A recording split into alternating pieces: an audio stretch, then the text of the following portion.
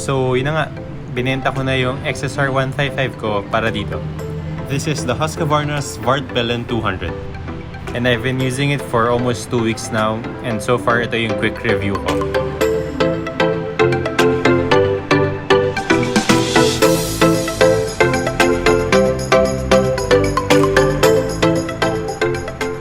Okay, so first things first, Husqvarna is a motorcycle company that is owned by KTM Group.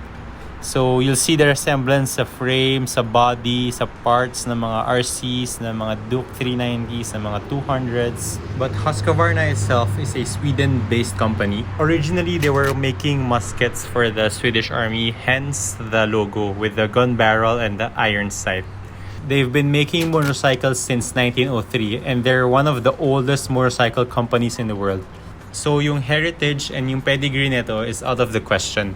And they also used to specialize in making dirt bikes. Kaya as you can see, the seat is very, very narrow, like a dirt bike, which can be a good thing or a bad thing depending on your height. So originally founded in Sweden, but is now owned by an Austrian company. So parts, design, and engineering are all from Austria. Tapos the assembly is being made locally here in the Philippines. So you'll be surprised na yung mga bikes nila are very affordable for the features that they offer. For its engine, it's equipped with a 200cc liquid-cooled DOHC single-cylinder 4-stroke engine, similar with all the other 200cc KTM bikes like the Duke and the RCs. But since this is a newer bike, yung engine nito is more refined than its KTM counterparts. And it's also one of the reasons why I upgraded to this bike. I feel like the 200cc is more than enough for my needs. It's playful and powerful enough so hindi ka mabibitin when overtaking and hindi ka rin maiiwan ng majority of the scooters and bikes na 150 or 155cc's. As for the looks, it's a really unique and good-looking bike. Parang every stop, people will ask me anong brand yan, ilang cc's yan, anong klaseng motor yan. You'll never run out of compliments. As for the build quality naman, everything feels very premium, very European. Like everything's full LEDs. LED high beams, LED low beams. It even has yung always on daytime running lamps. Yung mga newer bikes na naka-always on yung headlamps nila. For this one, it's like yung circular border lang. So para siyang ring light. LED turn signals, LED brake lights, and even the switches have LED lights in them that illuminate at night so you can see them better.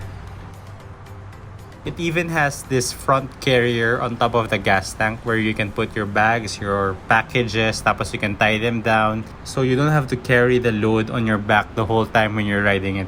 Very convenient. And it even complements this weird shaped gas tank, which for me is the centerpiece of the bike. Actually, the gas tank itself is behind this plastic cladding. It's a 9.5 liter fuel tank and I was able to do 40 to 45 kilometers per liter on this bike. Very impressive, parang scooter lang. Pero what really sealed the deal for me with this bike are its impressive specs. It has WP Apex front and rear suspension, so the front has inverted telescopic fork. The rear has a link type monoshock with 2 huge disc brakes in the front and back. The bike itself sits on 17-inch alloys, both front and back. Front tires are 110 by 70 and rear tires are 150 by 60. With of course dual sport MRF tires that only look good but can't really perform well off-road. So parang for show lang talaga yung dual sport tires niya, just like the XSR. And of course, yung main safety feature niya that is lacking sa XSR 155, which is the dual ABS front and rear. Very important for emergency braking and beginner motorcycle riders like me. Okay, so now let's touch up on some of the features that I really like and don't like about this bike. So first things first is the sound. And I think it's because nakatago yung pipe niya sa ilalim, just like its KTM counterparts. And unlike its bigger brother, the 400cc version, yung pipe nun is nakalabas sa side, so it sounds more aggressive and nicer compared to this one. But other than that, the 200 and the 400cc version looks completely the same. Also, since sobrang laki ng radiator nito sa harapan, sobrang ingay din niya whenever you're stuck in traffic or in a standstill. It starts to kick in even after a few minutes of riding lang, and you can really hear it even if you're wearing a good quality helmet. So this bike definitely needs an aftermarket exhaust pipe to cancel out the radiator sound. But other than that, the only issue that I can think of is yung ride height. At 835 millimeters, this is pretty high compared sa XSR 155 and even sa mga scooters. I'm 5'7.5 to around 5'8 and medyo tiptoe ako sa bike na to. But after wearing shoes, bearable naman yung bike on traffic stops. But I can't say the same sa mga 5'6", 5'5" below if they're gonna have a hard time dismounting and mounting this bike.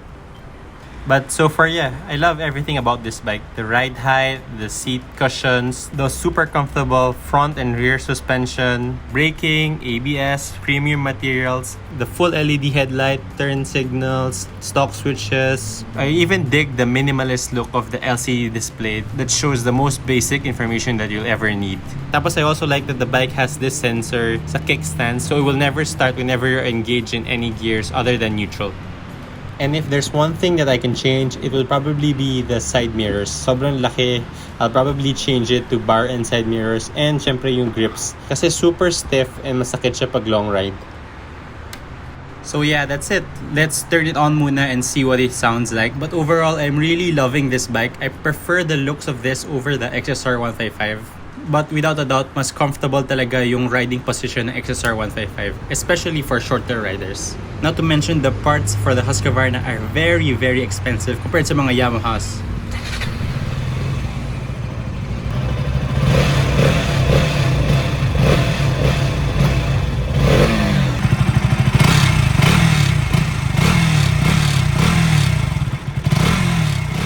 But syempre, at the end of the day, it all boils down kung ano mas preferred mo na look. Either retro classic na hindi naluluma kasi timeless yung design, or something fresh and modern design like the Husqvarna Svartpilen 200. So yeah, that's it. Like, comment, and subscribe. And for my next video, I'll be comparing the XSR 155 to my Husqvarna Svartpilen 200. See you guys!